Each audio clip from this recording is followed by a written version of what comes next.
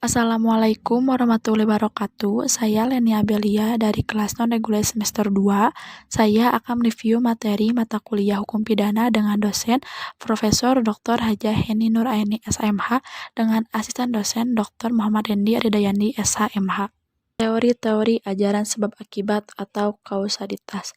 A. Teori conditio sine qua non atau teori ekivalensi atau teori syariat mutlak atau Bedingungsteori.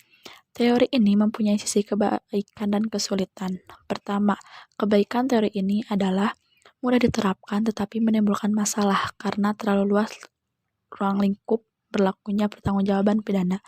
Kedua, kesulitan teori ini adalah terlalu membentang ke belakang sehingga tanpa batas. B. Teori individualisasi.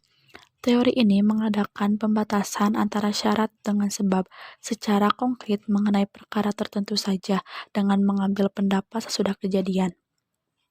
Dalam menentukan akibat dari sebab, dilihat dari rangkaian syariat itu dilihat sendiri-sendiri. Tokoh atau penganut teori individualisasi adalah 1. Birkmeyer, 2. Binding. C. Teori generalisasi. Teori ini melihat peristiwa sebelum kejadian, yaitu serentetan syarat yang merupakan perbuatan manusia dapat menjadi akibat dari suatu peristiwa, yaitu dilihat dari perhitungan yang layak atau pengalaman hidup yang umum terjadi. Ukuran dari teori ini adalah keadaan atau kebiasaan sehari-hari dari kejadian yang muncul. Untuk itu diperlukan ukuran yang didasarkan pada 1. Penentuan subjektif, 2. Penentuan objektif.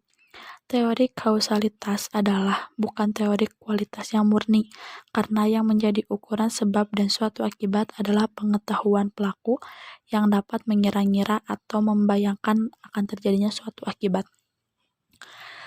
Tinjauan terhadap teori kausalitas. Pertama, teori kausalitas yang dianggap paling mendekati kebenaran adalah teori adekuat atau kausalitas. Kedua, sedangkan teori dari von Kris dianggap sesuai dengan jiwa hukum pidana. Ketiga, atas dasar itu, hukum pidana harus membuat pagar atau ukuran terhadap tindakan atau perbuatan yang mendatangkan kerugian. Keempat, kelemahan teori ini adalah terlalu banyak menggunakan istilah yang tidak terang atau kurang jelas seperti kata-kata kadar. Teori kausalitas dalam hal tidak berbuat. Terhadap hal ini ada beberapa pendapat, yaitu ukuran dari sebab adalah perbuatan yang paling positif yang dilakukan oleh pelaku. Jadi, teori ini tidak dapat diterima dalam hukum pidana karena bukan yang paling positif. Sebab adalah perbuatan yang mendahului akibat yang timbul. Seseorang yang tidak berbuat dapat disebut sebab dari suatu akibat apabila pelaku mempunyai kewajiban hukum untuk melakukan suatu perbuatan.